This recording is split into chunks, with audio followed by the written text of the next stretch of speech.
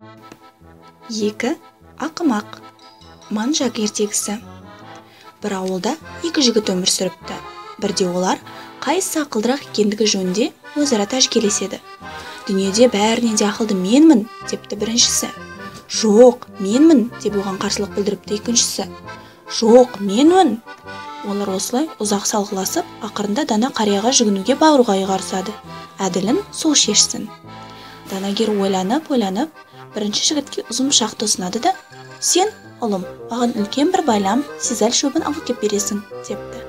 Содан соң осындай пышақты екінші жігітке ұсынып: "Ал сен, ұлым, кебесиердің піскен 5 жемісін алып кеп бересің", депті.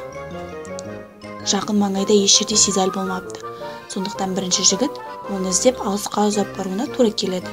Түске дейін ол сизалдың құшақ жетпес сабағын қырқады. "Қап", деп өкінеді жігіт.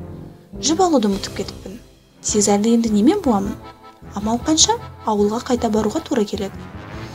Ол жіпке барып келгенше күн батып кетеді. Әбден қас қарайған кезде ол бір бума сизалды қарияның алдына алып келеді. Данагер жіпке байлаған бір бума сизалға қарап тұрып: "Мұндай ақмақты көптен бері көрген жоқ едім. Сизалды өзінің жөкесімен байлауды да білмей, жіп үшін ауылға барған. Бұдан өткен ақмақ адамды табу қиын-ақ", деп толғаныпты. Енді данагер кебесиер жемісін алып келуге жіберген екінші жігітті асыға күтеді. Ал ол орман ішін жарты күн кезіп, жемістерді әбден піскен үлкен кебесиер ағашын әрең табады. Жігіт оның 5 таяғын кесіп, оларды аспанға лақтыра бастайды. Жемістерді қағып түсірмекші болады. Бірақ таяқтар бірінен соң бірі бұтақтарға ілініп қалады. Енді не істеу керек? Жігіт өрмелеп ағаш басына шығады. Бір таяқты қолына алып: "Тыңдашы, таяқ, не деген жалқаусың сен? Маған жеміс үзіп берудің орнына сен бұталарға жатып алдың.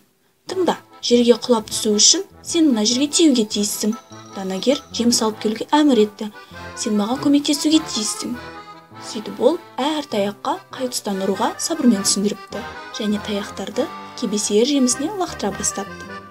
Ең соңғы таяқты бұтаққа ілініп қалған кезде жігіт ағаш басына қайтадан шығып, таяқтан ең құрғанда 5 жеміс ұрып түсіруді өтініпті. Осылай ол күн батқанша әуреленіпті. Әбден қас қарайған кезде құр қол деревняға оралып, данагерге сатын түсіре алмандығы жайында баяндапты.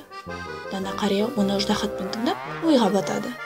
Шынында да екі жігіттің қайсысы көбірек ақымақ екенін айыру қиынға соғады.